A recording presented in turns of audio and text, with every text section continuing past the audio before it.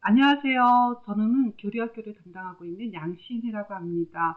사실 이런 강의를 한다는 게 약간 처음이라서 약간 낯설기도 하고 어색하기도 하고 어떻게 해야 되는지 걱정도 되기도 하는데 어, 굉장히 귀한 경험이 될 것 같다는 생각이 듭니다. 이런 음, 상황을 통해 가지고 우리가 얼굴을 보고서 만나지는 못하지만은 우리가 또 동일한 목적의식을 가지고 있고 문제의식을 가지고 이 자리에 다 같이 들어오셨을 텐데요. 우리가 가지고 있는 문제의식을 더 이 강의를 통해서 더 분명하게 인지하고 그리고 거기에 대한 해결책을 서로 찾아가는 시간이 되었으면 좋겠다는 생각이 듭니다. 강의를 시작하기 전에 우선은 오늘 강의 시간을 말씀을 드리게 되면은 우선은 40분 강의를 하고 그 다음에 10분 쉬고 그리고 또 다시 40분 강의를 하려고 합니다. 그래서 40분 일부에서는 우리가 왜 교리 교육이 필요한지에 대한 목적의식에 대해서 조금 생각을 해보려고 그러고요. 그리고 두 번째 쉬는 시간 후에 2부 시간에는 그러면 지금 현재 우리의 교회의 상황에 한국 교회의 상황에 따른 교리 교육은 어떤 방법에 따라서 이루어지는 것이 좋은지에 대해서 한번 생각해 보려고 합니다. 여러분들 그 쉬는 시간 10분이 있다 그래가지고 나가셨다가 다시 안 들어오시는 분들이 많이 계실 텐데요. 끝까지 강의를 들으신다면은 강의 끝나고 난 다음에 저희가 지금 이 유일한 유로라고 하게 되는 하이델베르크 유일한 유로 책을 세 분을 추첨해서 선물로 드리도록 하겠습니다. 아이고 죄송합니다. 그러면은 강의를 시작하도록 하죠. 어, 제가 강의를 준비하면서 생각했던 것은 살아있다라고 하게 되는 영화 제목이었어요. 그러니까 살아있다라는 영화 제목을 딱 들으면서 그러니까 이 제목이 어떻게 보면 지금 현재 우리가 고민해야 될 지점하고 맞물려 있는 것은 아닌가라는 생각을 하게 됐었는데요.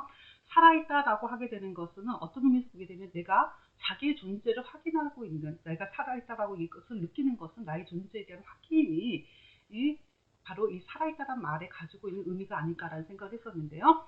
그러면은 그 살아있다라고 하게 된 나의 존재를 확인하는 세대에 지금 우리가 살고 있다라는 거죠. 우리가 코로나19라고 하게 되면은 정말 예기치 못한 지금 이 상황으로 인해 가지고 살아있다라고 하게 되는 것에 대한 사람들이 어떻게 보면 자기 존재에 대한 위협감을 갖다가 느끼기 시작했다라는 겁니다. 그러니까 이 이전까지는 전혀 느껴보지 못했던 감정, 두려움을 갖다가 지금 느끼기 시작했는데요. 이 이전에는 우리가 살아있다라는 것에 대한 두려움에서 출발하는 삶이 아니라 우리의 삶의 질이라고 하게 되는 부분을 고민하면서 살았던 시대였는데 지금은 코로나19로 인해 가지고 내가 지금 살아있다라고 하자는 아주 근본적인, 아주 기초적인 문제에도 그렇고 고민하기 시작했다라는 거죠. 그래서 나의 존재에 대해서 고민하게 하게 된 그 시점에서 그러면은 내가 이 두려움을 극복할 수 있는 방법에 대해서 사람들이 대안을 찾기 시작하게 됩니다. 그 대안은 다시금 내가 가지고 있는 내 존재에 대한 그 흔들림을 멈추고 그것을 굳건하게 세울 수 있는 것은 나의 존재를 다시금 이해하는 데서부터 출발해야 된다라고 많은 분들이 이야기를 하죠. 그리고 교회가 이러한 상황 속에서 다시금 교회가 세워지기 위해서 가장 필요로 하게 되는 게 뭐냐라고 했을 때에 교회의 본질로 되돌아가야 된다라고 많은 분들이 신학자들도 그리고 목회자들이 교회의 본질로 되돌아가야 된다고 대안을 이야기합니다. 근데 문제는 그러면 우리가 바라봐야 될 거, 그리고 우리가 어디를 방향을 향해서 가야 될지는 그런 결정이 되었는데요. 그러면 어떻게 교회 본질을 회복할 것이며, 그리고 그 교회 본질을 회복하게 되는 방법에 대한 것에 고민이 필요한 시점이 된 것이 아닌가 생각이 들었습니다. 그래서 오늘 세미나 강의를 통해 가지고 그러한 본질로 다시 되돌아가기 위한 그리고 그리스도인으로서의 자기의 전체성에 있어서의 가장 기본적인 존재에 대한 확인의 작업이 필요한 이 시점에서 어떻게 문제를 강의를 통해 서로 생각하고 찾아보고자 합니다. 그래서 첫 번째로는 불확실성 시대에서 희망 찾기라고 하게 되는 제목을 달아봤고요. 주제를 생각해보고요. 두 번째는 개척의 아이콘인 루터를 통해 가지고 그 희망 찾기의 흔적 그리고 방법에 대해서 우리가 역사를 통해서 찾아보려고 합니다. 그리고 난 다음에 역사 속에서 찾았던 그 희망을 세 번째 희망의 물시라고 해서 교리교육. 그러면 현재 우리는 어떻게 이 교리교육을 한국의 교회에 적용할 것인지 그 방법에 대해서 한번 생각을 해보려고 합니다. 자, 그러면 첫 번째 불확성 시대의 희망 찾기부터 시작을 해보죠. 코로나19 중국의 우한 지역의 한 지역으로부터 시작했던 이 질병이 전염병이 엄청나게 전 세계로 확산되었습니다. 이 전 세계로 확산되는 것을 보자마자는 사람들은 그러니까 너무 순식간에는 그 전 세계로 이게 확산이 됐죠. 전 세계로 확산이 되게 되니까 이것으로 인해서 우리의 문화가 바뀌게 되는 것을 보게 됩니다. 그래서 언택트 문화라고 해서 우리가 전혀 상상하지 못했던 문화가 바로 우리에게 가져오게 됐죠. 언택트 문화, 근데 사실은 언택트 문화가 코로나19로 인해 가지고 그 이후에 생긴 문화는 아닙니다. 그러니까 그 이전에도 언택트 문화는 있었죠. 언택트 문화는 있었지만 그것을 어느 누구도 우리의 일상이라고 생각했던 적은 없었습니다. 그 말은 이 언택트 문화가 코로나19가 우리에게 상상하지 못했던 일들을 바로 굉장히 빨리 우리 앞에 가지고 왔고, 그리고 우리에게 일상이라고 했던 것에 대해서 전환점을 갖다가 주는 중요한 사건으로 자리매김하게 됩니다. 분명히 이 이후의 역사는 코로나19 이후에 언택트 문화를 낳은 하나의 기준점 그리고 전환점으로 그것을 기억할 겁니다. 자, 이런 상황이 도달하게 됐을 때에 사람들은 이 상황에서 우리가 어떻게 이 문화에 적응할 것인지에 대해서 고민하기 시작하게 되고요. 그리고 그 흔적들을 역사 속에서 찾기 시작하게 되는데요. 그거 해안점을 찾게 되는데 바로 가장 많이 언급하게 되는 것이 중세시대에 있었던 흑사병이었죠. 흑사병에 대해서 뭐 이야기하고 싶은 생각은 없습니다. 근데 이 흑사병, 중세에 있어서의 가장 중세가 무너지게끔 했던 바로 이 흑사병이 왜 어떻게 그러면 중세가 이 흑사병으로 인해서 무너졌느냐. 그냥 단순하게 전염병이기 때문에 사람들이 병에 걸려서 사람들이 죽음을 맞이하게 돼서 한 마을이 반 이상이 죽음을 맞이하게 돼서 그 마을이 무너지는 것으로 인해 가지고 그러면 중세가 마감됐느냐라고 하게 됐을 때 그 과정에 대해서 우리가 조금 생각해 볼 필요가 있습니다. 그럼 그 과정 속에서 교회가 어떻게 대응했었는지를 조금 점검해 볼 필요가 있죠.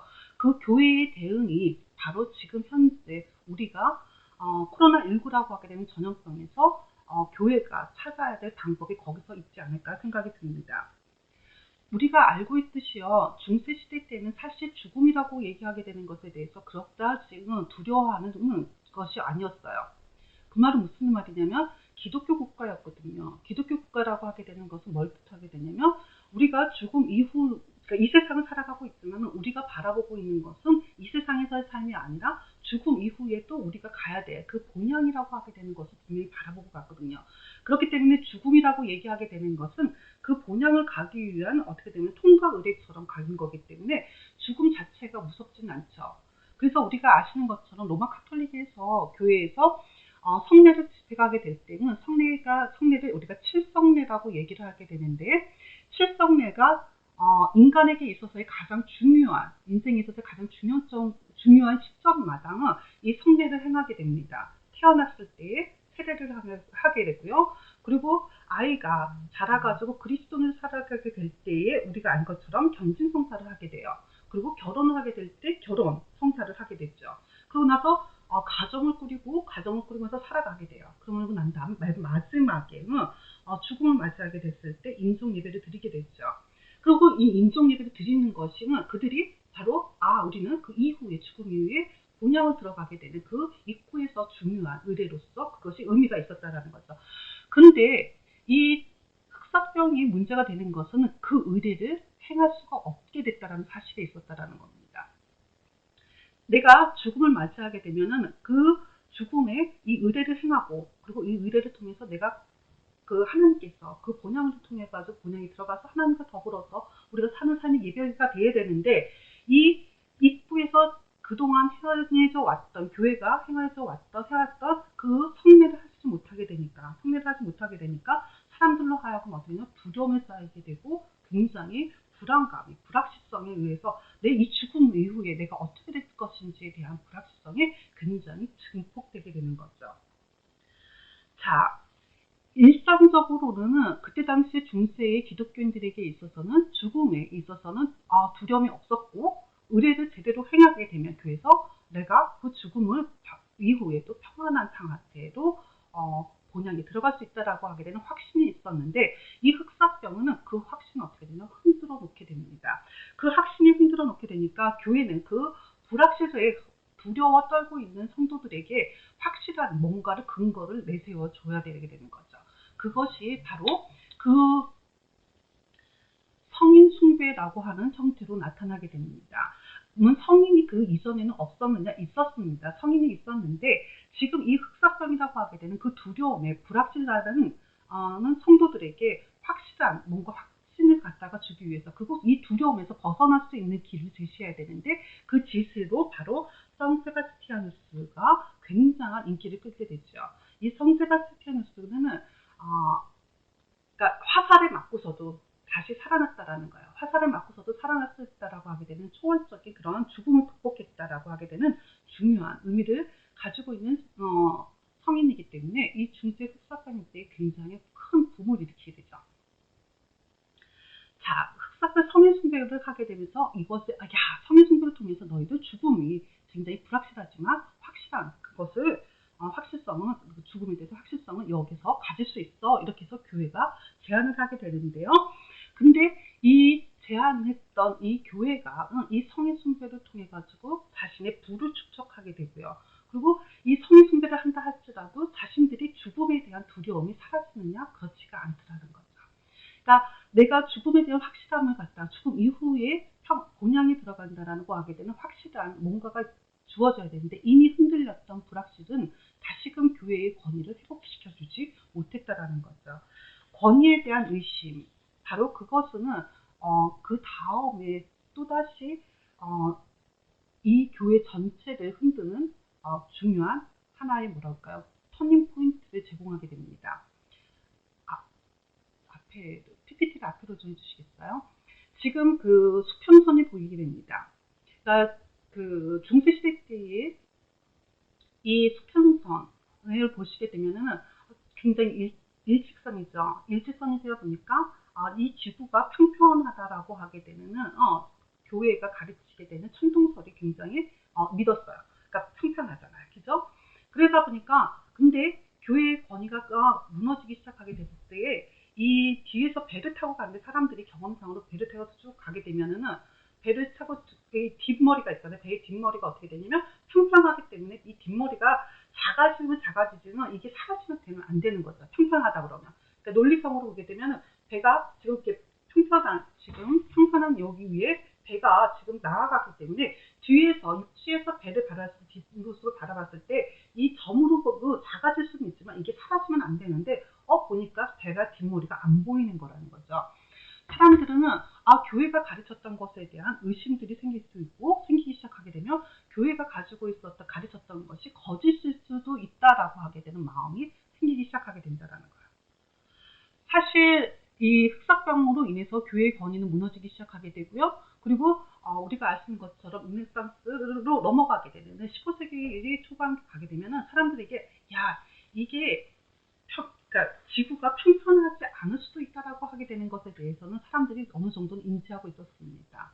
근데 거기에 가장 큰 그것을 뛰어넘어서 알고 있었지만 아닐 수도 있다라는 것을 가지고 있었지만 그것을 넘어서는 용기를 냈던 사람이 바로 우리가 잘 아는 것처럼 바로 콜럼버스죠. 이 콜럼버스에 대한 평가에 대해서는 저희들이 지금 얘기할 필요는 없을 것 같고요. 이 콜럼버스가 그 다음에 이 방향키의 발명과 더불어서 그 힘에 의해서 우리가 아는 것처럼 아메리카를 발견하게 됩니다. 이 아메리카를 발견하게 되는 이 사건이 바로 중세가 가지고 있는 경제 구조를 갖다가 무너뜨리게 되고 새로운 경제 구조를 만들어내게 되죠. 시장 경제를 만들어내게 되고 초기 자본주의의 체제를 만드는 중상주의가 발전하게 되게 되는 하나의 터닝 포인트 역할을 하게 됩니다. 자, 지금 본 것처럼 이런 경제적인 구조가 바뀌기 시작하게 되고요. 그리고 그 경제적인 구조가 정치적인 구조에 그리고 문화적인 구조에 영향을 끼치게 되죠. 교회가 가지고 있는 진리에 대한 회의가 그 다음에 반한 사람들은 어디에 관심을 갖게 되냐면 인간에 대한 관심으로 전환이 이루어지게 되죠.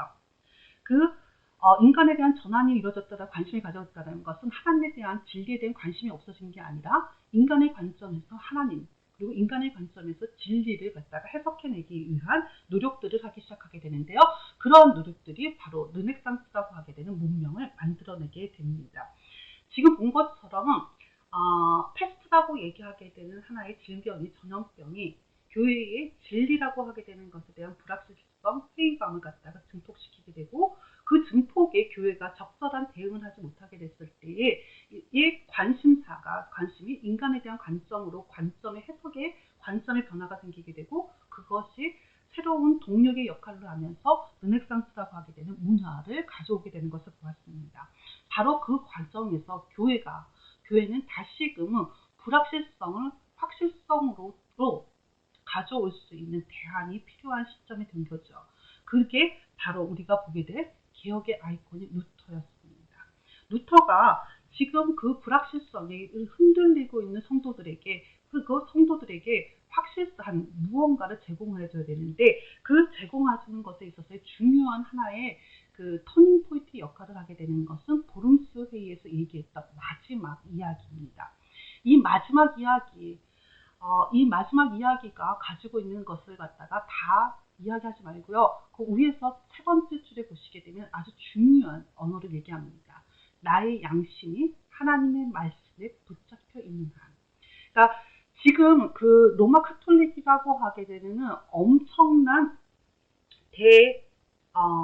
그때 당시에 어떻게 보면 그 전 유럽을 다스리고 전 유럽을 통치할 수 있는 권력을 가지고 있는 로마 카톨릭 앞에서 당당하게 한 수사가 자기가 확실했던 것을 갖다 이야기할 수 있다라는 그 용기는 제가 생각할 때는 이건 엄청난 용기입니다.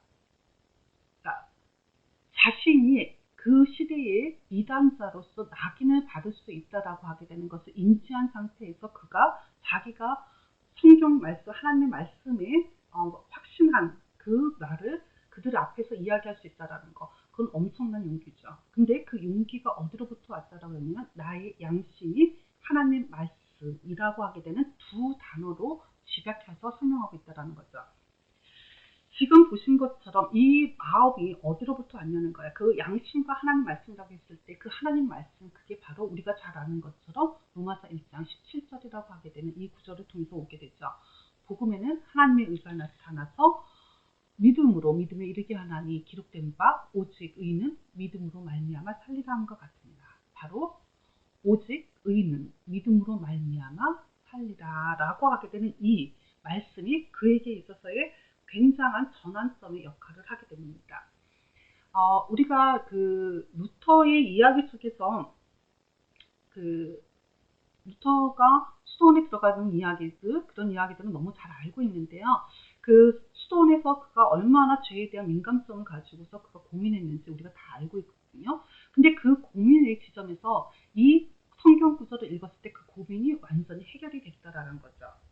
그 이야기, 저는 개인적으로 이 이야기를 굉장히 중요하게 생각하는데, 그가 이신칭의를 발견했을 때 그 느낌을 뭐라고 표현하냐면요.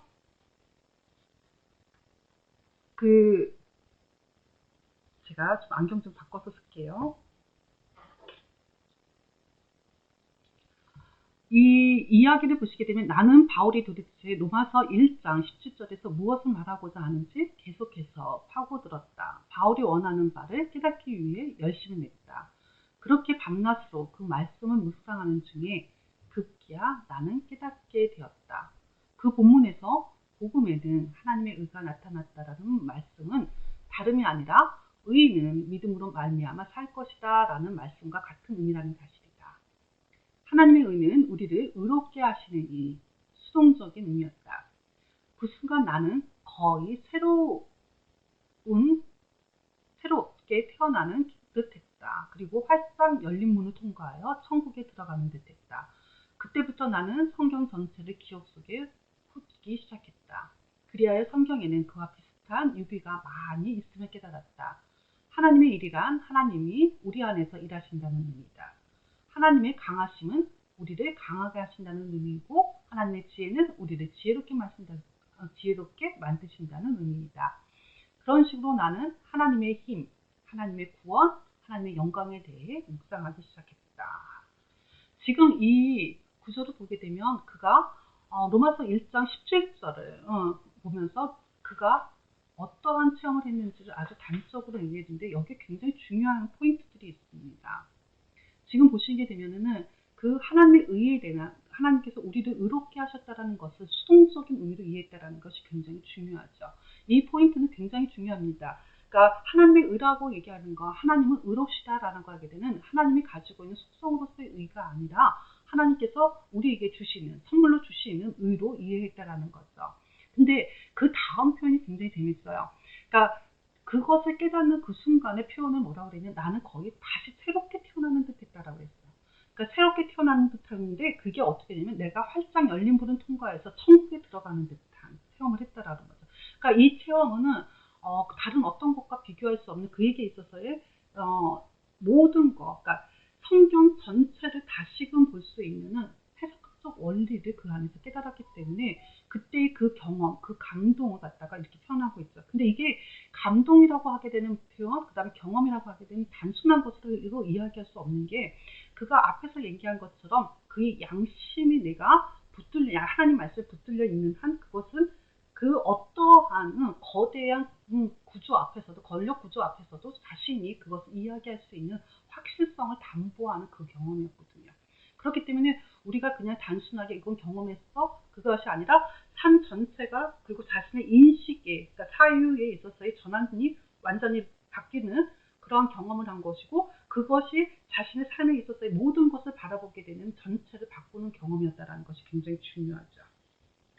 이것은 그에게 있어서 자신의 기본적인 내가 살아가는 데 있어서 존재론적인 기반을 갖다 마련해 주게 되는 거고 그 존재로서의 기반 속에서 내가 앞으로 어떻게 살아가게 된 삶의 방향과 그 길을 갖다가 이야기해 주는 것이기 때문에 굉장히 중요하다는 것.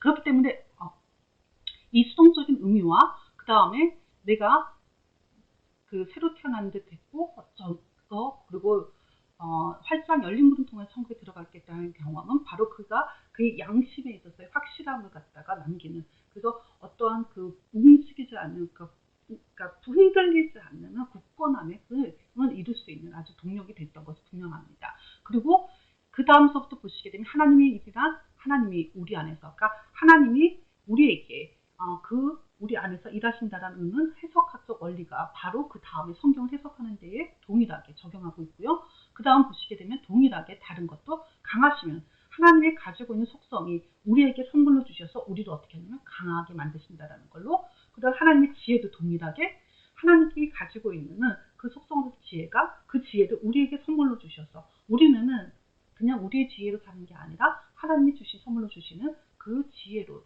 산다라고 하게 되는 해석학적 원리로 확장되는 것을 보게 되죠.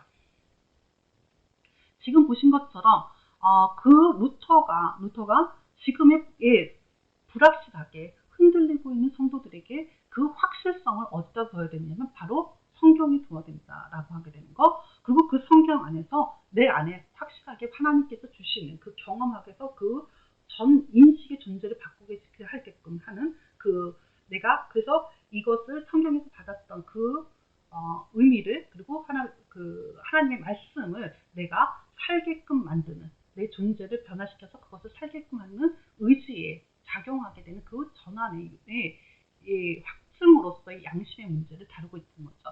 그 두 가지가 일치하게 되는 그 시점에서 나타나는 것이 바로 뭐냐면 확실성이었다는 거죠. 그래서 이 성경을 통해서 그리고 하나님께서 주시는 내 양심의 성령님께서 주시는 그 경험 또는 내 양심의 그 흔적들, 성령의 흔적들이 정말 내 삶을 살아가는 데 있어서 성경을 해석하는 데 있어서의 중요한 인신론적, 의지론적, 확신으로 이어지게끔 만들어졌다는 것을 알 수 있게 되죠. 자, 이렇게 되니까 루터는 굉장한 겁니다. 굉장한 것을 지금 발견했고 그리고 그것에 대한 자신의 그 기쁨이 넘쳐서 이것을 가만히 있을 수가 없는 거죠. 그것을 발견하고 났으니 그것을 어떻게 해요? 주변에 있는 사람한테 이야기해야 되겠고 그것을 그리고 이 현재 잘못되어 있는 것을 바꾸어야 된다라고 하게 되는 동력이 일어나게 되는 것은 어쨌든 당연하다라고 할 수 있겠죠. 그렇지만은 그 확신 속에서 그가 바로 그 지금 그에게 닥친 위기는 로마 카톨릭으로부터 어떻게 되냐면 이단으로 정죄를 받게 되거든요. 그러니까 죽음이 그 앞에 놓이게 되는 거죠. 그 죽음의 상황 속에서 그를 납치해서 그를 살리고 그리고 그 주변에 그를 돕는 통기를 통해서 그는 어디로 가게 되냐면 우리가 잘 아는 것처럼 바르트부르크 성으로 납치돼서 들어가게 되죠. 아시는 것처럼은 이 보르스 제국 의회에서 그가 납치돼가지고 바르트부르크 성으로 들어가게 됐을 때는 이미 이 루터는 이단자였어요. 그러니까 이단으로 정죄를 받은 상황이었기 때문에 그는 변장을 하고 있을 수밖에 없고 숨어서 지낼 수밖에 없는 상황이었죠. 그러니까 자신이 가지고 있는 확실한 것이 있고 무엇을 해야 되는 것이 명확하게 알고는 있지 할지라도 그가 할 수 있는 것은 아무것도 없는 상황이 됐다는 거죠. 그러니까 어떤 의미에서는 감옥과 같은 곳에 그가 지금 있는 거죠. 이 감옥과 같은 곳에서 그가 생각했던 것, 내가 이 확실성을 어디서부터 가져오게 되면 성경으로도 갖고 왔거든요. 그러니까 하나님의 올바른 말씀에 대한 이해가 있었기 때문에 그런 확실성을 가졌었고, 확신을 가졌었고, 그리고 용기를 낼 수 있었기 때문에 그가 첫 번째로 해야 될 일, 당연히 성경을 번역해서 성도들에게 읽게끔 한다 그러면 그들이 성경을 읽으면서 내가 성경을 통해서 얻었던 그 확신, 그들도 성경을 통해서 확신을 얻게 되고 그러면 지금 그들이 그리스도인으로서 바른 삶을 살아갈 수 있다라고 하게 되는 자신이 해야 될 일들이 거기서 찾은 거죠. 그래서 성경 번역을 시작하게 되는데 사실 그 성경을 번역하고 있는 그 과정 자체가 사실 쉽은 과정은 아니거든요. 그러니까 자기 혼자 있는 상황이었고 그리고 그 안에서 그 영적인 싸움이 얼마나 치열했는지는 그의 글들을 통해서 알 수가 있습니다. 그러니까 이 영적인 그런 싸움과 그리고 육체적인 것에 육신에 있어서도 굉장히 먹는 거에 있어서도 소화를 시키지 못하는 상황 속에서 그는 한 가지 일, 바로 성도들에게 내가 무엇을 전해줘야 되는지, 무엇을 해야 되는지 명확한 것을 알았기 때문에 그 일을 하는 일을 묵묵히 해내게 되죠. 그 일을 했던 곳이 바로 방 안에서 그가 성경 번역을 하게 되고요. 그 성경 번역의 결과가 9월 성경이라고 하게 되는 것을 통해서 우리에게 전해지게 됩니다. 이 9월 성경은요, 교회사가 그 베인통 같은 경우에는요, 이 루터가 굉장히 엄청난 일들을 많이 교회에 있어서 굉장히 엄청난 일을 많이 했었는데 그 엄청난 업적들 가운데서 가장 위대한 업적으로 바로 이 9월 성경을 이야기합니다. 그러니까 그 이전에도 성경이 번역돼서 나왔었고요. 이미 그 독일에서도 성경이 있었어요. 그럼에도 불구하고 우리가 9월 성경을 가장 위대한 일이다라고 이야기하는 것은요.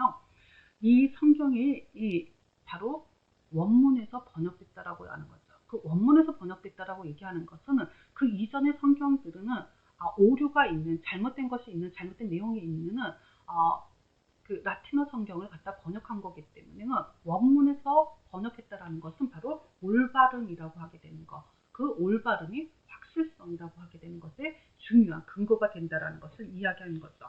그래서 이 9월 성경의 번역은 이 확실성이 불확실성의 가장 중요한 확실성을 어디에 두겠다? 바로 오직 성경에 두겠다라고 하게 되는 바로 프로테스탄트의 개혁의 가장 중요한 하나의 모토로 오직 성경이 나오게 되는 배경이 되죠. 지금 이 성경의 권위를 루터는 세우면서 불확실성에서 힘들어하고 있는 성도들에게 확실성을 갖다가 담보하고 그것을 제시하기 위한 노력을 하게 됩니다. 이 9월 성경을 끝나고 나서 어떤 의미에서 보게 되면 루터는 굉장히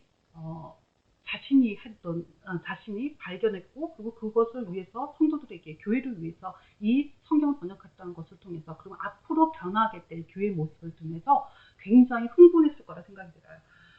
당연하다 생각이 드는 게 성경은 바로 하나님의 말씀이고 그 하나님의 말씀이 이 이전의 성경에서는 잘못된 것이 그 안에 있었고 그 잘못된 것으로 있어서 교회가 잘못 해석해왔고 그리고 잘못된 일들이 계속해서 이어져 왔는데 이 성경이 올바른 하나님의 다른 뜻에 따라서 성경이 번역이 됐고, 그리고 그 번역된 것을 사람들이 읽기 시작하게 되면 자연스럽게 어떻게 되구나? 사람들은 하나님 말씀에 대한 확신을 갖게 될 거고, 그리고 그 말씀에 따라서 교회는 변화가 될 거다라고 하게 되는 그런 모습을 그리게 되는 거죠. 근데 재밌게도 그렇게 교회의 개혁이 시작되고 나서 10여 년이 지나고 났을 때는 그런 어떠한 교회의 변화가 눈앞에 보이게 되는데, 그한테 들어오게 되는, 그한테 들려오는 교회의 모습은 정반대였다는 사실이에요. 그러니까 교회가 그가 뭐라고 얘기를 하냐면, 그러나 교회 내부에 적이 있다. 교회 내부에 적이 있다라는 것을 갖다 이야기하거든요. 그러니까 지금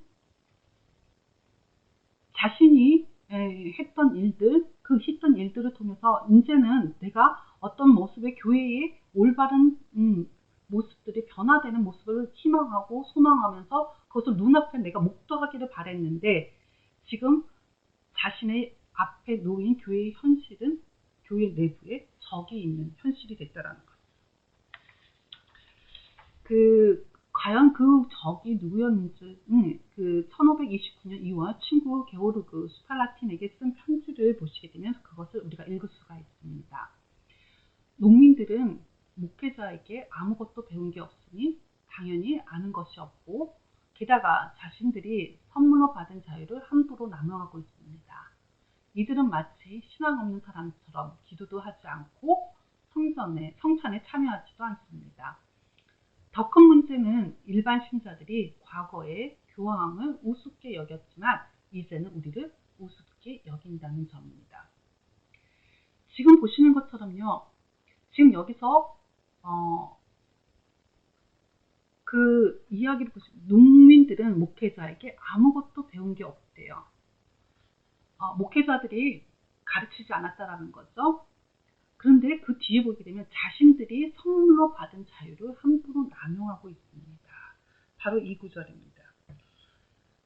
지금 교회가 잘못되고 있는데 자신들이 선물로 받았는데, 선물로 뭘 받았냐면 자유를 받았는데 그것을 지금 어떻게 하면 남용하고 있는 현실인 거죠.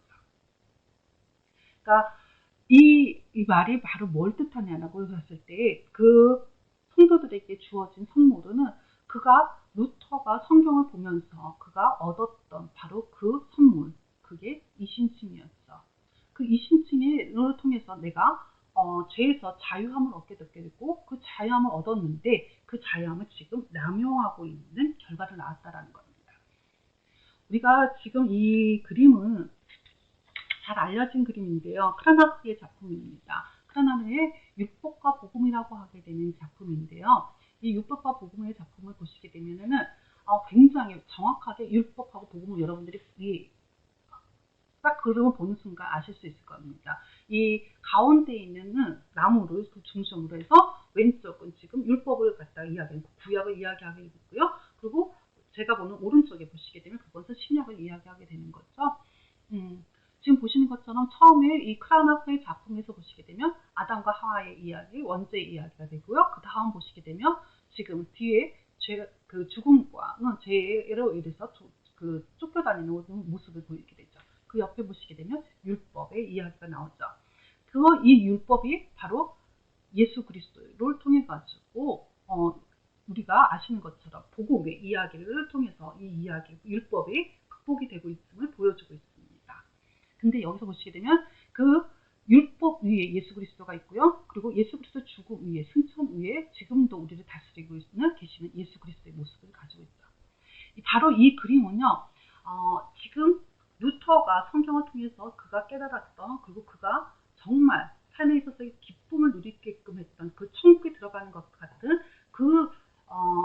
정말 그 체험을 했던 그 내용들, 그 깨달음의 내용들을 이 그림 한 폭에다가 고스란히 그리고 있고요. 이 그림을 통해서 성도들에게, 글을 읽지 못하는 성도들이 그가 깨달았던 율법과 복음을 갖다가 알 수 있도록 이 그림을 그리도록 했던 것을 보게 됩니다. 그렇지만 성도들은 이 율법과 복음에 대한 그 구분과, 그리고 그 구분을 넘어서 있는 그 예수 그리스도가 예수 그리스도를 통해서 우리에게 전하고자 하게 되는 그 복음의 참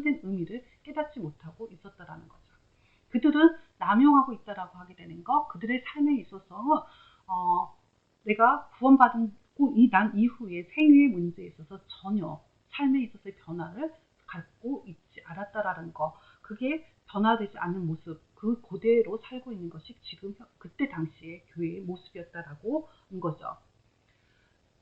분명히 루터는 고민했을 겁니다. 로마 카톨릭이 가지고 있는 잘못을 극복하기 위해서 그는 확신을 가졌어요. 하나님 말씀에서.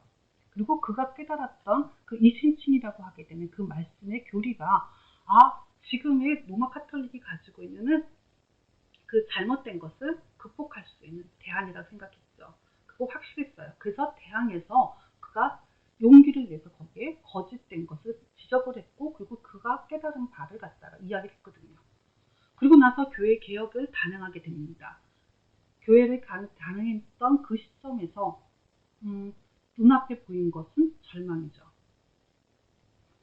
그러면은 이 절망의 상황에서 과연 이것을 극복하기 위한 또 다른 무언가가 필요했다라는 거죠. 대안이 필요했습니다. 그러니까 지금 프로테스탄트 교회는 또 하나의 대안을 찾아가야 되는 상황이 된 거죠. 그때 루터가 대안을 이야기합니다. 다시 말씀드립니다. 게으른 흔들린 목사와 거만한 성도들이여, 제발 부탁드립니다. 스스로를 돌이켜 보십시오. 당신들이 믿고 생각하는 것과 달리 당신들의 지식 수준은 바닥입니다. 수준 높은 박사인 줄 착각하지 마십시오. 하나님의 말씀을 곁에 두고 암송하고 그것으로 고민할 때 생기는 특별한 도심이 있습니다. 바로 여기서 얘기하는 특별한 도심이 있습니다. 바로 이 이야기가 대요리 문답에서 서문에서 루터가 한 이야기입니다. 그 특별한 도심이 지금 현재에 가지고 있는 교회가 직면한 문제를 해결할 수 있는 특별한 도심이라는 거죠. 그것이 그 도움은 악마와 세상과 유혹에 대항할 수 있게 된다는 사실입니다. 이런 이유로 복 있는 사람은 오직 여호와의 율법을 주야로 묵상하는 자라는 시편 1장 2절에 찬송하는 것입니다. 자, 그리고 뒤에 얘기는 지금 보시면 될까요? 지금 여기서 보시는 것처럼 악마와 세상과 유혹에 대항해서 이길 수 있는 그 대안, 그게 바로 교리 문답서인 거죠. 그래서 루터는 소유리 문답, 대요리 문답을 작성하게 됩니다. 그래서 그 대요리 문답, 소유리 문답 아시는 것처럼 사도신경에 대한 거, 그 다음에 십계명, 사도신경, 그 다음에 주기도문을 축으로 하게 되는 소유리 문답, 대요리 문답을 작성하게 되죠. 이 소유리 문답, 대요리 문답은 루터교뿐만 아니라 그 이후에 보시게 되면은 개혁교회 안에서도 이 교리 문답서는 굉장히 중요하죠. 그래서 하이델베르크 교리 문답서, 그러니까 신앙교육서, 그 다음에 웨스터민스터 신앙교육서가 작성되게 됩니다. 지금 일부를 좀 정리를 하게 되면요, 지금 보시는 것처럼은 교회는 중세의 절대적인 진리로서의 권력을 쟁취하고 있었습니다. 근데 패스트라고 얘기하게 되면 예기치 못한 상황으로 인해서 교회의 권위가 흔들리기 시작하게 되죠. 사람들은 회의하고 의심하기 시작하게 되는 상황이 일어나게 됩니다. 그 회의와 의심 속에서 시대의 전환을 이루게 됩니다. 르네상스라고 하게 되는 새로운 문명이 등장하게 되고요. 그 문명의 등장 속에서 또다시 교회는 확실성의 토대를 찾았습니다. 어떤 의미에서 하나님의 섭리 안에서 그 이전에 우리가 확실성의 정말로 참된 토대를 가지고 있지 못한 교회에 그것을 깨닫게 하시기 위해서 모든 일이 벌어진 것처럼 바로 하나님의 말씀이라고 하게 되는 것, 그것을 양심이 하나님 말씀과 합하는 그것을 통해서 이루어지게 되는 확실성의 토대를 얻게 되죠. 그게 교회에 있어서는 진리로 자리를 잡게 됩니다. 그래서 교회는 하나님의 말씀의 토대를 둔 그 진리의 토대를 두고 다시금 교회가 어느 방향으로 나아가야 될지를 고민하기 시작하게 되었죠. 자, 그러면은 다음 시간에는요, 쉬는 시간을 갖고 다음 시간에는 지금 우리가 코로나19라고 하게 되는 지금 상황 속에서 교회의 권위가 지금 흔들렸습니다. 아니요, 흔들린 게 아니라 무너져 내렸거든요. 그리고 사람들은 교회를 향해서 의심하기 시작하게 되고요. 그리고 굉장히 의심의 눈초리를 끊임없이 보내고 있습니다. 바로 그 시점에서 우리가 루터가 고민했던 그 자리에 다시 우리가 서 있는 것은 아닌가 생각합니다. 그렇다고 그러면 다시 교회의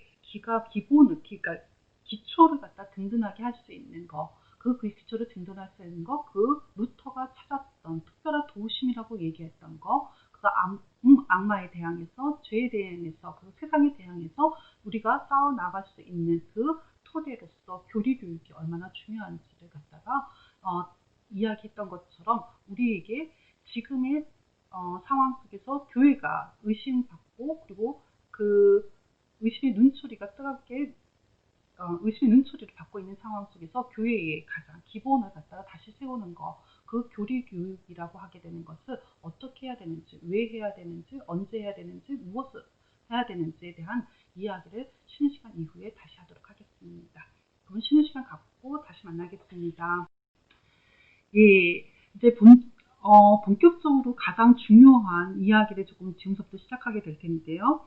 그러니까 우리가 지금 교리 교육이라고 하게 되면은 역사를 통해서 교리 교육이 왜 해야 되는지, 그리고 그것이 그때 당시에 어떻게 왜 대안이 됐는지에 대해서 우리가 살펴봤는데요.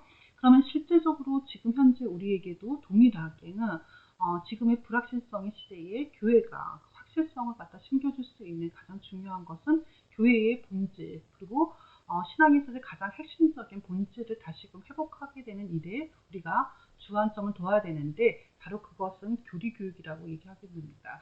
그러면 문제는 어떻게 교리교육을 해야 되는 거고, 그 목적은 무엇인지를 정확하게 알아야 되지 않을까 싶습니다. 그래서 육하원칙이라고 하게 되는 것을 통해 가지고 교리교육의 목적, 그리고 방법, 뭐 이런 것에 대해서 조금 이번은 생각해 보도록 하겠습니다. 첫 번째로 교리교육의 목적은 그게 목적에 대해서는 그러니까 길게 설명하지 않아도 될 것 같아요. 다들 여기에 대해서는 다들 인지하고 계실 거라 생각이 들고요. 그리고 그 의미가 왜 중요한지도 다들 짐작하시리라 생각이 듭니다. 근데 여기서 보시게 되면은 이게 하이델베르크 신앙교육서에 나오게 되는 그 중요한 대목인데요. 교리문답이란 우리 기독교 신앙에서 기독교 교훈의 가장 중요한 부분을 간단하고 단순하게 말로 가르치는 것이다. 청소년들과 초신자들은 그들이 배운 내용을 이 문답으로 묻고 대답할 것이다.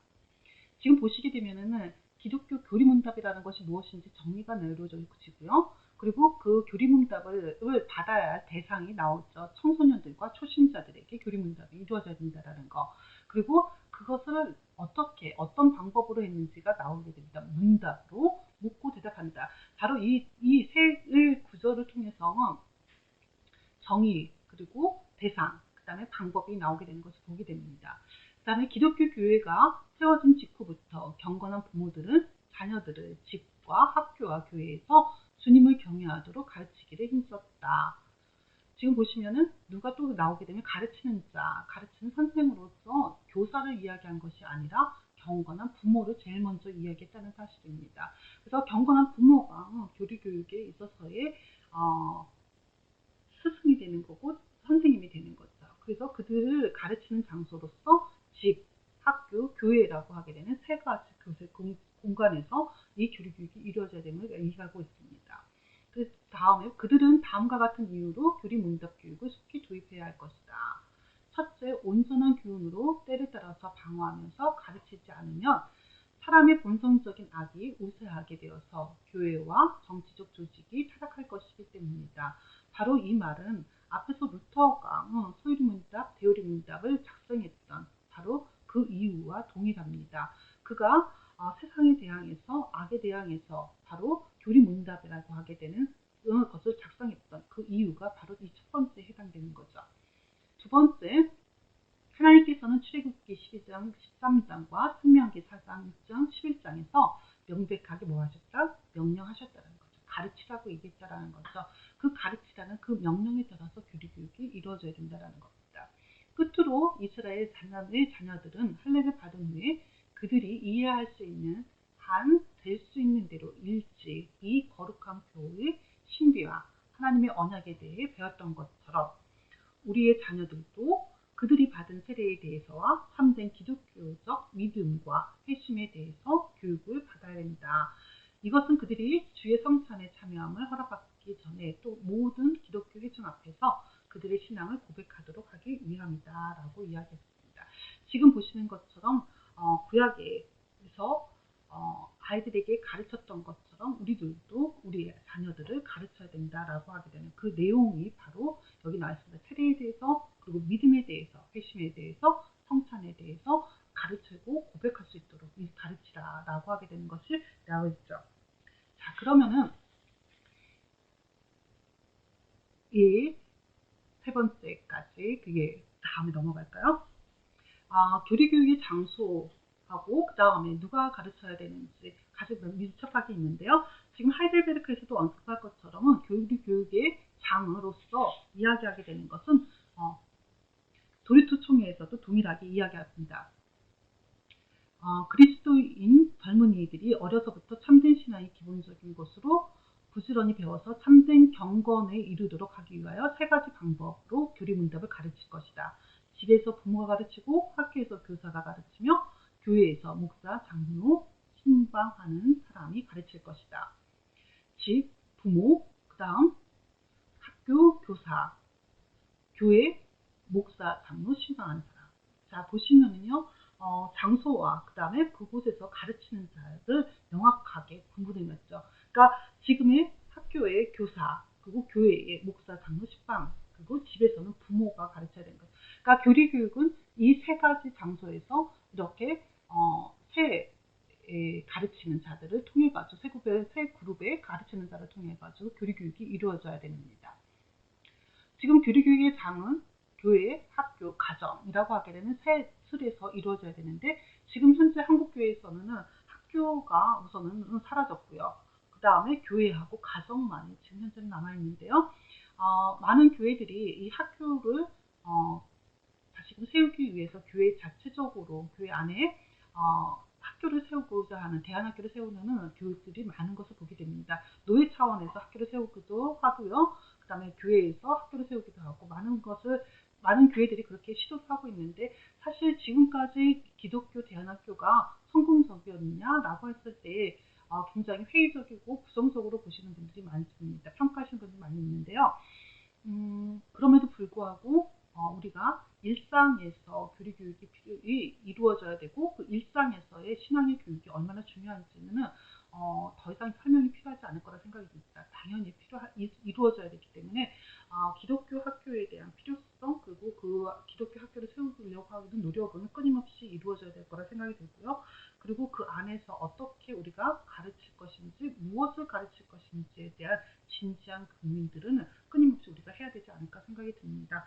바로 지금 현재 교회와 가정이 우리에게 지금 남아껴져 있는데 지금 코로나19로 인해서 사실 가정에서의 교육이 그리고 신앙교육이 굉장히 중요하다는 것은 다들 모든 교회가 인지하고 있습니다. 그래서 가정에서의 예배, 가정에서의 교육이라고 하고 신앙교육이라고 하게 되는 측면을 교회들이 고민하기 시작하게 됐습니다. 그러면은 가정에서의 그 신앙교육을 가르치는 부모의 교육이 먼저 이루어져야 되는데 사실 지금 현재 한국교회의 신앙을 가지고 계시는 부모님들이 아이들의 신앙교육에 대해서 얼마나 큰 관심을 가지고 있는지는 사실 굉장히 회의적입니다. 그럼에도 불구하고 우리가 부모들을 가르쳐야 되고 부모들이 아이들을 가르칠 수 있도록 교회가 계속해서 그들에게 독려해야 되고 그들이 할 수 있도록 장을 마련해주는 노력들이 필요하지 않을까 생각이 듭니다. 이 아우구스티누스가 기독교 교육에서 교사로서의 자세를 이야기하는데 지금도 굉장히 저는 개인적으로는 중요하다는 생각이 듭니다.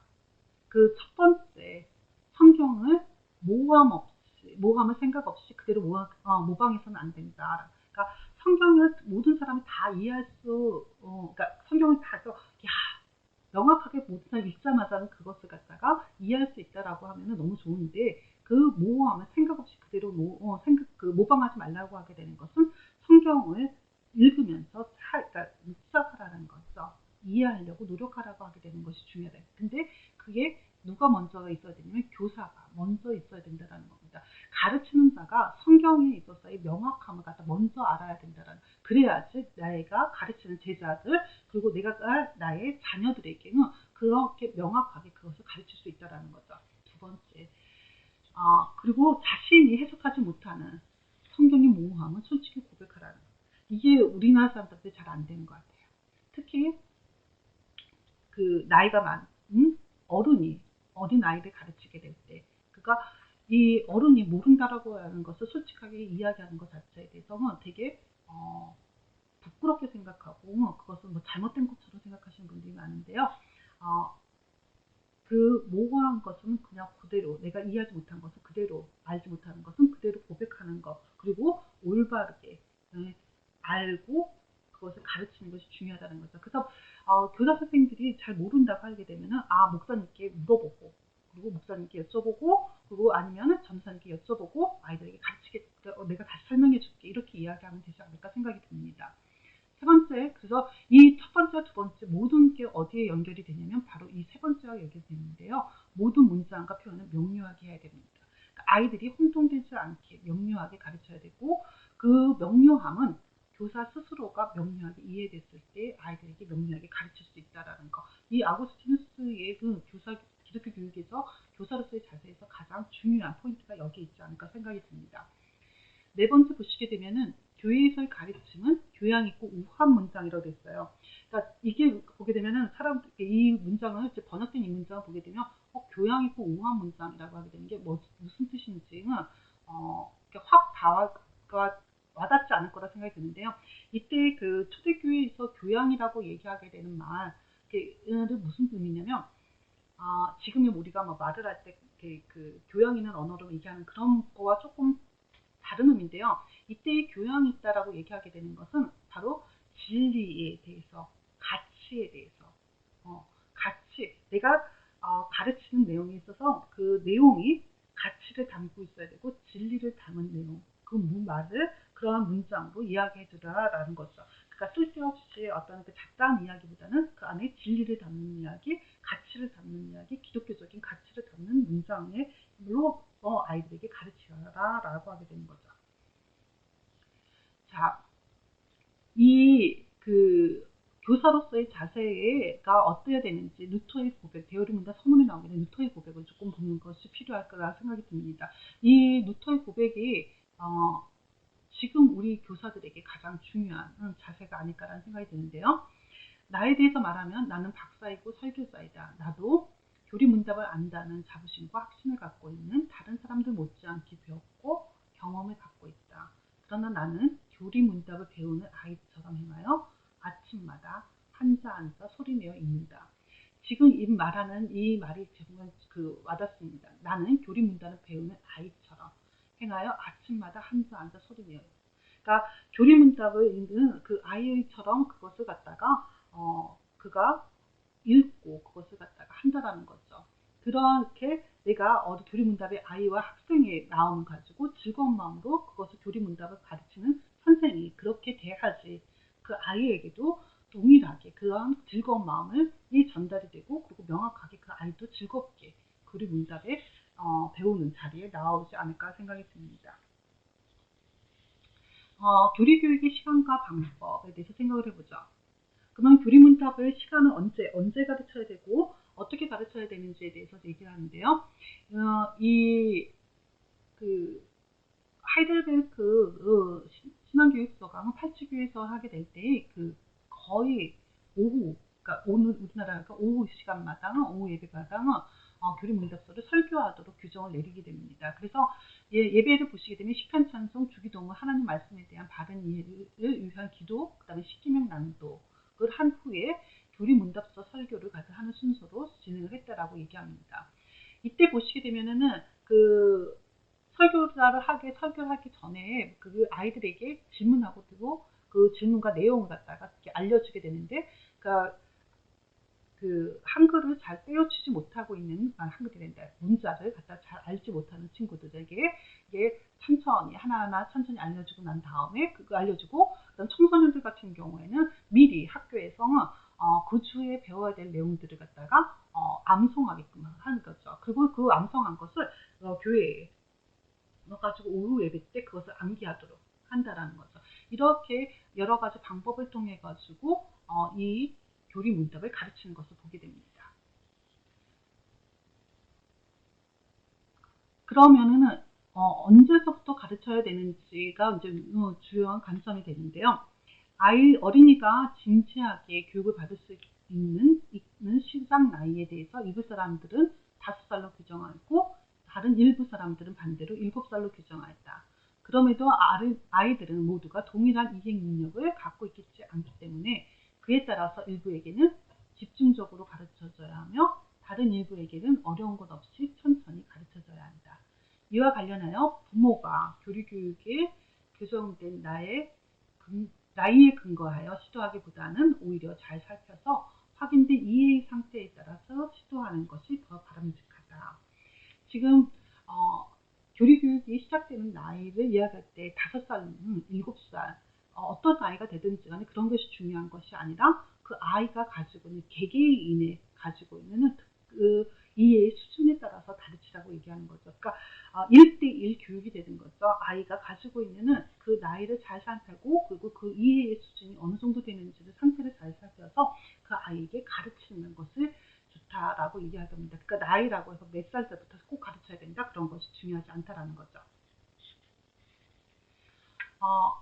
그 다음에 중요한 것은 재미있게 어떻게 가르쳐야 되느냐 그것은 재미있게 가르쳐야 되는데 까다롭고 특별한 질문이나 이해하기 힘든 주제들이 아이들에게 가르쳐지는 것은 좋지 않고 오히려 명료하고 단순한 진리와 그들이 반드시 알아야 할 신앙 지식이 가르쳐지는 것이 좋다. 하지만 가르치는 자는 어린이들에게 많은 것을 요구할 수 없고 지나친 부담감을 주어서도 안 되며 또한 가르친 내용들이 헛되지 않도록 해야 한다. 어린 아이들이 학습의 엄격함과 불만족을 통하여 질리지 않도록 해야 한다. 지금 보시는 것처럼 아이들에게 가르쳐지게 될 때 가장 중요한 거 단순 명료하게 가르쳐줘야 되고 꼭 알아야 돼. 신앙 지식을 단순 명료하게 가르쳐라. 그리고 너무 지나치게 부담감을 줘서도 안 되고 그 다음에 너무 엄격해서 불만족해서 질리지 않도록 해라. 그러니까 가장 다 알고 있는 얘기죠. 재밌게 가르치라는 거죠. 아이들에게 부담 없이 아이들이 즐겁게 교리를 접할 수 있도록 가르치라고 얘기하고 있습니다.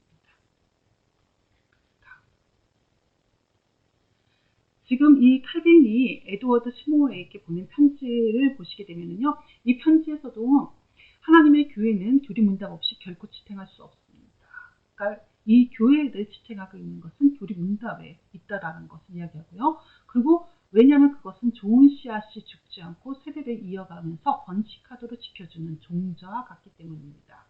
이 교리 문답을 바로 종자에다 비교했습니다. 그러니까 우리가 다 아시는 것처럼 종자는 우리가 들판에 나가기 위해서 그 들판에 씨앗을 뿌려가지고 정말 우리가 필요한 것을 벼를 갖다 자라게끔 하기 위해서 자라서 우리가 사용하기 전에 꼭 그 가지고 있는 그 종자를 얘기하잖아요. 그러니까 그러한 의미로 이 교리 교육을 갖다 비유했다라는 겁니다. 그래서 부디 어린아이들이 간결하고 똑같아요. 앞에서 얘기한 것처럼 블링거가 얘기한 것처럼 동일하게 간결하고 그다음에 자기들의 이해 수준에 맞는 그래서 이해 수준에 맞는 좋은 교리 문답서로 교육받을 수 있도록 관심을 기울여주시기 바랍니다. 바로 거기에 진정한 기독교가 있다는 사실을 명심해 주시기 바랍니다. 그래서 교리국을 종자로 얘기했고 간결하고 이해 수준에 맞다라고 하는 것을 종교개혁자들이 반복해서 지금 그것을 강조하고 있는 것을 보게 되죠. 그렇다 그러면 지금 보시게 되면은 종교개혁자들도 우리 그 아이들에게 가르치기 위해서 교리를 가르치기 위해서 효과적인 방법들을 갖다가 고민했다라는 것을 우리가 알게 되는데요. 지금 보시는 것처럼은 종교개혁자들이 그들이 가지고 있는 교리 방법론을 보시게 되면은 문답의 형식을 가지고 있었다라는 거, 그 다음 아이들에게 암송하게끔 했다라는 거. 그것을 통해서 아이들이 자신이 체화될 수 있도록 암송했다라는 것을 자신을 체화시켰다라는 것이 가장 중요한 거예요. 그러니까 내가 어떤 상황 속에서도 그것이 기억날 수 있도록 하는 것은 암송이 가장 좋은 것 같아요. 당시에 히페리우스의 교육과정 3단계를 보시게 되면요. 첫 번째, 각인시켜줘라. 그래서 암송하고 반복해서 읽는 것. 그러니까 암송하고 반복해서 읽는 것으로 각인시켜주게 되고 두 번째로 바로 거기에 대해서 설명을 해주게 됩니다. 그것을 설명을 하고 세 번째에 바로 그것에 확증할 수 있도록 확실성이 도달할 수 있도록 그 확실성이 도달할 수 있게끔 3단계로 이렇게 교리 교육을 진행하도록 해라라고 얘기합니다. 그러니까 이 3단계로 진행을 되는 것이 그때의 종교개혁 당시에는 교리 교육 방법론으로서 자리 잡게 되죠. 질문과 지금 보시는 것처럼 질문과 대답의 형식이 바로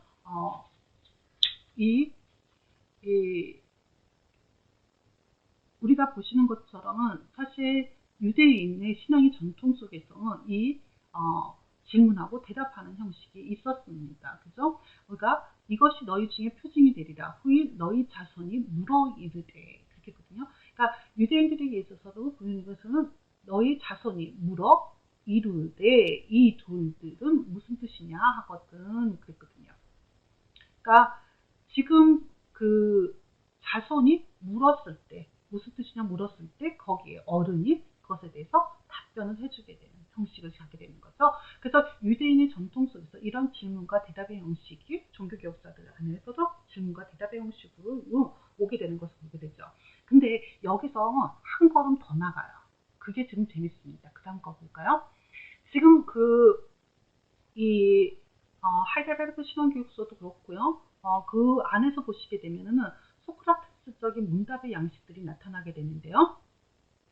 그 양식을 보시게 되면은 질문과 관련해서는 자녀들에게 요점을 질문하고 각 부분이 무엇을 의미하는지 그들이 그것을 어떻게 이해했는지 답변하도 독려한다는 거예요. 첫 번째 보시게 되면 요절과 요점을 질문하게끔 해요. 그리고 난 다음에 각각의 부분이 그래서 그 내용의 각각의 그 문장들이 무엇을 의미하는지를 설명해 주고요. 그리고 난 다음에 그것을 그 학생들이 그리고 자녀들이 어떻게 이해했는지를 갖다가 물어보게 되는 거죠. 그래서 이 단계의 3단계를 거치게 되면은 양식이 지금 그 하이델베르크 신앙교육서라든지 종교개혁 시대 때의 개혁교회가 남긴 신앙교육서들의 이 특징들이 나타나게 되는 것을 보게 됩니다. 교리문답서의 교육이 이런 질문과 대답의 구조를 갖다가 적극적으로 종교개혁자들이 수용하게 되고 그래서 제네바 신앙교육서 제2차 제네바 신앙교육서, 그 다음 하이델베르크 신앙교육서, 그 다음 웨스터민스터 대소요리 문답에서도 이러한 방법들을 적극적으로 수용하게 되는 것을 보죠. 그러면은 지금 현재 우리에게 남겨진 과제는 어떻게 교리의 의미를 우리 아이들의 마음에 남길 것인지 지금 이제 우리 아이들에게 지금 종교개혁자들이 남긴 방법들을 우리는 계속해서 사용했었습니다. 우리가 요절을 암송하게끔 했던 것도 있었고요. 그리고 질문하고 답하는 것은 선생님들이 이 공과 공부 시간에 질문하고 답하는 형식을 통해 가지고 분명히 우리도 질문하고 답하는 이 형식을 사용해 왔어요. 근데 우리가 거기서 한 걸음 더 나가서 이것의 의미들이 중요해요. 그러니까 각각의 문장들의 단어들 그리고 이 문장이 그리고 우리 고백의 언어가 무슨 의미를 가지고 있고 그 의미가 지금 나에게 어떠한 것으로 지금 남겨져 있는지를 갖다가 아이들이 생각할 수 있게끔 가르쳐야 되고 그들이 그것을 생각하게 됐을 때 그들이 자신에게 삶 속에서 행동으로 나타날 수 있기 때문이죠. 그래서 새로운 교리 교육을 위한 제안으로 첫 번째로는요. 이야기에 집중하라. 그러니까 이야기에 집중하는 게 참 좋겠다 생각을 합니다. 이야기에 집중하는 것은요. 그 이야기 자체가 가지고 있는 힘이 있는데요. 이 이야기가 가지고 있는 이 힘이 지금 우리 아이들에게 잘 전달된다 그러면 잘 전달되면 이것이 가지고 있는 교육적 효과는 굉장히 크다라고 생각이 듭니다. 우선은 이야기라고 하게 되는 것은 이 전체가 스토리가 있기 때문에 사람들로 하여금 굉장히 기억하기가 너무 좋다라는 거죠. 그러니까 나중에 그 스토리 속에서 스토리가 머릿속에 기억에 남게 해주는 게 굉장히 높기 때문에 이 이야기의 형식을 취하는 것이 좋겠다 생각이 들고요. 두 번째, 이 이야기라고 하게 되는 것은 우리가 아시는 것처럼 이야기라고 하면 첫 번째 이렇게 시작을 해가지고 그 이야기가 클라이막스가 이렇게 고조가 되고 그 고조되는 것에서 문제가 뭔가를 해결점이 되면서 결말이 지어지게 되거든요. 그러니까 이 흐름의 전체를 보면서 사람들은 어때요? 사람들 감동을 받게 된다는 거죠. 이야기 속에서 감동을 받으면서 사람들을 변화시키는 능력이, 그 힘이 이야기 속에 있다라는 거죠. 세 번째, 이 이야기가 가지고 있는 것을 통해서는 세상을 이해할 수 있는 통로의 역할을 바로 이 이야기가 가지고 있다라고 얘기할 수 있는데, 이 세 가지의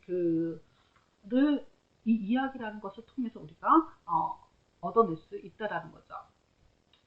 그러면 이 이야기를 어디서 가지고 오냐 했을 때에 신앙 고백서 자체가 역사 안에서 이루어지게 되는 우리의 삶의 현장 속에서 이루어지는 그 신앙 고백이거든요. 그렇기 때문에 여기 안에 신앙 고백 안에는 이야기가 존재하고 있거든요.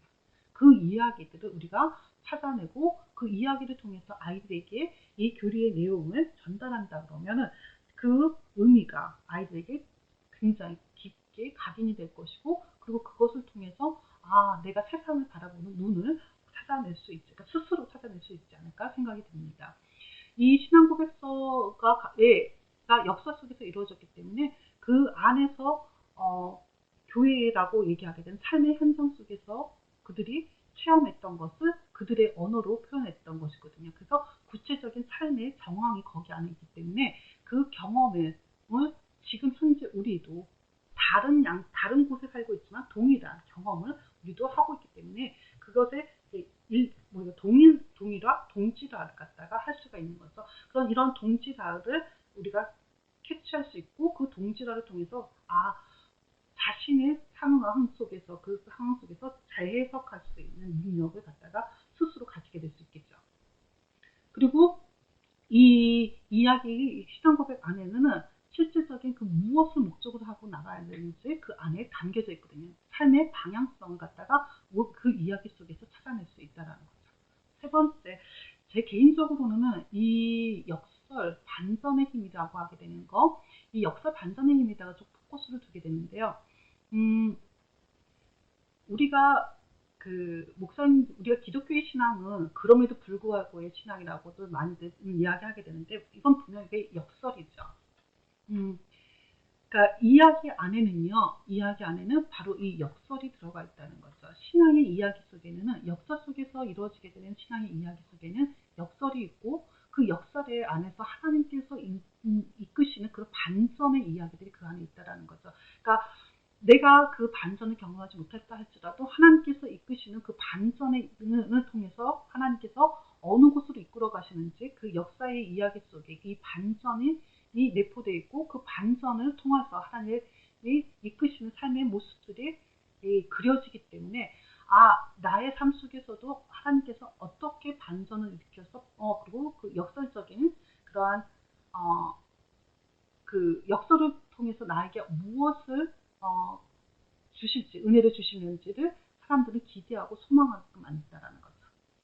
그래서 이 역설의 힘, 기독교 신앙에 있어서의 가장 핵심적인 그것을 우리는 신앙의 고백의 그 이야기 안에서 우리의 신앙의 선배들이 경험했던, 그리고 느꼈던, 그리고 고백했던 그 역설을 통해서 우리 삶을 갖다 다시금 되돌아볼 수 있고 다시금 느낄 수 있는 하나의 단초가 되지 않을까 생각이 듭니다.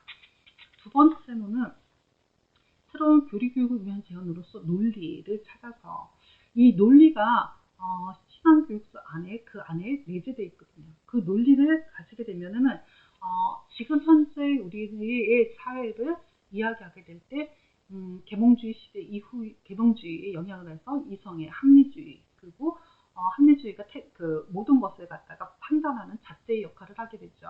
그래서 논리라고 얘기하게 되는 것을 통해서 기독교를 비판합니다. 기독교는 무논리의 종교라고 이야기하기도 하고요. 그리고 기독교인은 광신적이야 라고 얘기하게 되는데, 그 광신이 아니라 기독교의 신앙이 가지고 있는 설명의 체계들이 존재한다는 사실입니다. 앞에서 종교개혁자들이 가지고 있었던 교육 방법론 속에서도 설명이라고 하게 되는 체제가 있었거든요. 그리고 그 설명을 통해서 확정에 이르게 되는 과정이 있었던 것을 기억하실 겁니다. 바로 그 과정이 이 신앙교육서 안에 내재되어 있어요.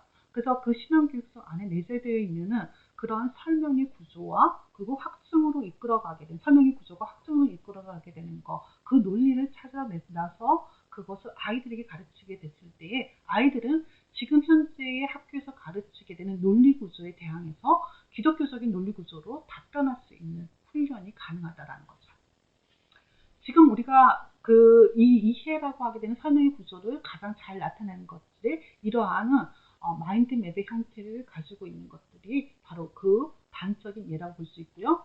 이러한 논리에 있어서의 그런 논리의 그 구조, 논리의 그런 추론의 방법이랄까요? 그런 것을 우리가 잘 아는 것을 상담논법이라고 하게 되는 형태를 취하게 되는데요. 이 교리문답서 안에 이 추론을 위한 그 대전제로부터 시작해서 그 다음에 소전제, 그 다음에 결론으로 이루어지게 되면은 이러한 논리 구조가 형성되어 있는 것을 보게 되죠. 그래서 우리 그 교리문답서 안에서 실제적으로 이러한 그 논리와 그 다음에 논리가 어떻게 하나님의 말씀에서 성경으로서 추론해서 그것을 우리의 신앙의 고백으로 언어로 만들어 설명하고 있는지를 보인다 그러면은 아이들의 지금 현재 아이들에게도 아니고 그리고 기독교인이 아닌 사람들에게도 우리의 신앙의 언어들을 갖다 설명할 수 있는 능력을 기를 수 있을 거라 생각이 듭니다. 지금 이러한 논리가 우리에게 있어서 가장 중요한 것은 신앙교육서의 전체적인 숲을 보는 눈, 그 숲을 보는 눈과 그리고 그 안에서의 그 자기의 자리를 보게 되는 눈, 그래서 전체와 자기 자신 그 보는 눈을 갖는 훈련을 통해 가지고 자기 자리를 읽는 그런 훈련을 통해서 교육을 하게 된다 그러면은 전체와 부분이라고 하게 되는 전체와 부분을 이 상관관계를 갖다가 잊어버리지 않고 자기가 끝까지 교리교육을 마칠 수 있지 않을까 생각을 하게 됩니다.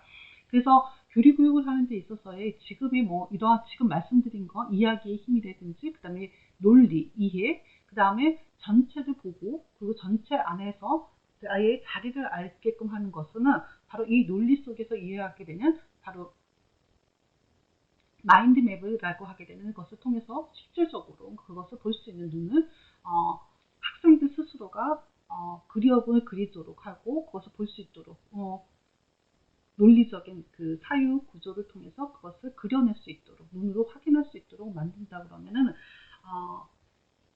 좀 더 아이들에게 확실성의 근거에서 교리 교육을 할 수 있지 않을까 개인적으로 생각해 봅니다. 이러한 교리 방법론은 실질적으로 우리의 교회 현장에서 이루어졌으면 좋겠고요. 그리고 그러한 훈련들을 받은 많은 교리 교사들이 세워질 수 있었으면 좋겠습니다.